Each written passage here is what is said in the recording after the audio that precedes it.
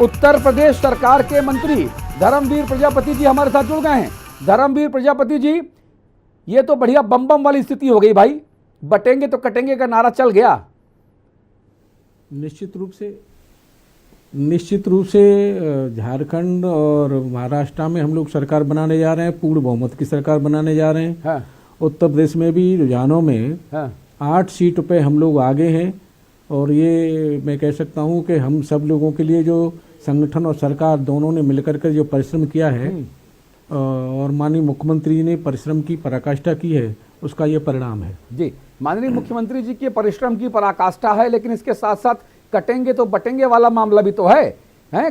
क्या है वो, एक रहेंगे तो सेफ रहेंगे, ये वाला मामला भी तो है भैया। देखिए, निश्चित रूप से जो परिवार संगठित रहता है, हाँ, वो परिवार हमेशा उन्नति करता है। तो जो मैं कह सकता हूँ उत्तर प्रदेश वासी हों चाहे देश के वासी हों, सभी लोग जब एकजुट रहेंगे तो निश्चित रूप से देश और प्रदेश आगे बढ़ेगा और उन्नति भी होगी। जी, उत्तर प्रदेश में बात करता हूं, चूंकि आप उत्तर प्रदेश सरकार में हैं, योगी जी की सरकार में आप महत्वपूर्ण जिम्मेदारी निभा रहे हैं, मंत्री हैं। मैं समझना चाहता हूं कि 9 सीटों में से 8-1 का मामला भी चल रहा है शुरुआती रुझानों में। ऐसा क्या जादू हुआ कि करहल के अलावा बाकी सब आप बटोर ले गए? अब देखिए, ये जादू नहीं है, ये लोग हम लोग संगठन और सरकार मिलकर के जनता के बीच में रहते हैं। जनता के हमेशा हम जनता के हित के लिए काम करते हैं, हमारी दोनों ही सरकारें। और सबसे बड़ी बात है, संगठन हमारा बहुत मजबूत है। हमारी बूथ की इकाई हो, चाहे सेक्टर की इकाई हो, चाहे मंडल की इकाई हो, चाहे हमारे प्रदेश पदाधिकारी, हमारी सरकार के मंत्री, सभी लोगों ने जाकर के धरातल पर काम किया है। और विपक्ष की अगर मैं बात करूं तो विपक्ष ट्वीट के माध्यम से सारे काम करता है, उसी का परिणाम है कि परिणाम हमारे पक्ष में है। जी, लेकिन कहा जा रहा है कि जो मुस्लिम मतदाता हैं, जो समाजवादी पार्टी को वोट डालते हैं, जो पीडी और कांग्रेस के मतदाता हैं, उनको तो आपकी पुलिस ने वोट ही नहीं डालने दिया। वो देखा हमने कैसे तमंचा लेके और दौड़ा दिया उनको, तौहीदा को, कि वो उसने जो है वोट डालोगे तो गोली मार देंगे। इस तरह की चीजें आई। अखिलेश यादव ने ट्वीट किया, लगातार ईवीएम को बेवफा बनाया गया। इस पर आप क्या कहेंगे? हमेशा जब भी चुनाव परिणाम भाजपा के पक्ष में रहता है, इस तरह के आरोप लगते हैं, चाहे ईवीएम पे, चाहे प्रशासन पे आरोप लगता हो। लेकिन सही बात यह है कि हम लोग जनता के बीच में रहते हैं, जनता के हित के लिए काम करते हैं और जनता हमारा सहयोग करती है और समर्थन करती है, हमें आशीर्वाद देती है। जी, अच्छा, ये बताइए, ये जो 9 उपचुनावों के नतीजे हैं, अगर ये 8-1 ही रहता है, करहल तो खैर अखिलेश यादव की, मुलायम सिंह जी के जमाने से परंपरागत सीट रही है, अगर वो 8-1 नतीजा आपके पक्ष में रहता है तो यूपी सरकार को और मजबूती मिलेगी? निश्चित रूप से मजबूती मिलेगी और इसका एक मैसेज बहुत अच्छा जाएगा, सकारात्मक मैसेज जाएगा ये तो।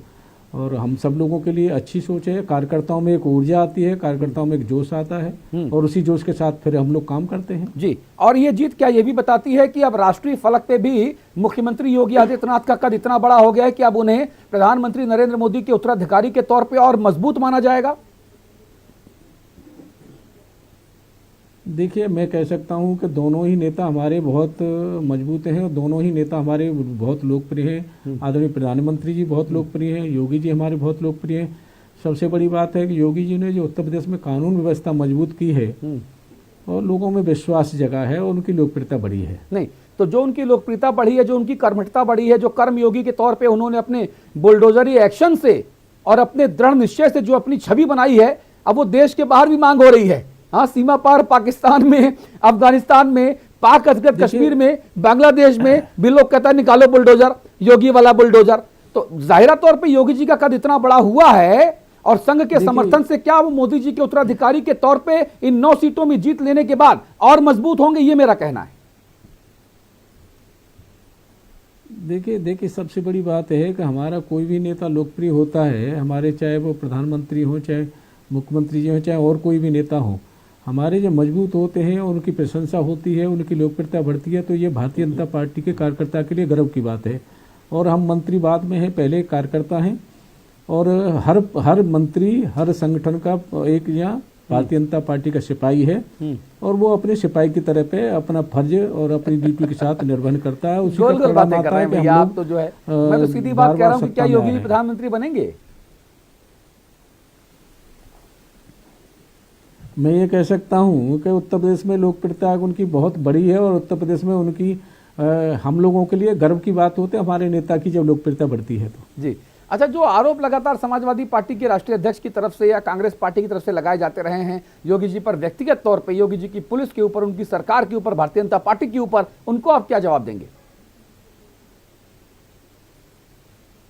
अगर हम बात करें तो समाजवादी पार्टी अपने कार्यकाल को देखे, जिस तरह से बूथ कैप्चरिंग होती थी और जिस तरह से अराजकता होती थी, और कहीं न कहीं इस समय निष्पक्ष चुनाव हो रहा है और मैं कह सकता हूं कि मतदाता अपना मत का प्रयोग कर रहे हैं और उसका परिणाम आ रहा है कि हम लोग आगे बढ़ रहे हैं। जी, उत्तर प्रदेश में लगातार एक बात और कही जाती रही है विरोधियों की तरफ से, चाहे कुछ एक पत्रकार की लॉबी हो, चाहे सोशल मीडिया की लॉबी हो, लगातार इस सरकार को ठाकुरवाद का मुलम्मा ओढ़ाने की एक प्रयास किया जाता रहा है।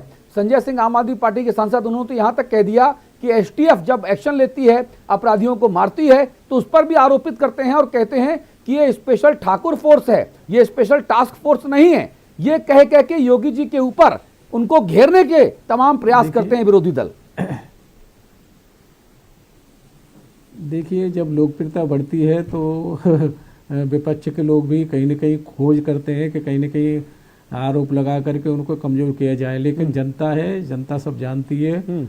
दूसरी बात, भारतीय जनता पार्टी में सबका समावेश है, सबको साथ लेकर के चलती है। हाँ। ऐसा नहीं है कि वो जातीयता के आधार पर काम करती हो। मैं मोस्ट बैकवर्ड से आता हूँ, पार्टी ने मुझे मंत्री बनाया है और चुनाव नहीं लड़ाया, एमएलसी बनाया है, ऐसा नहीं है।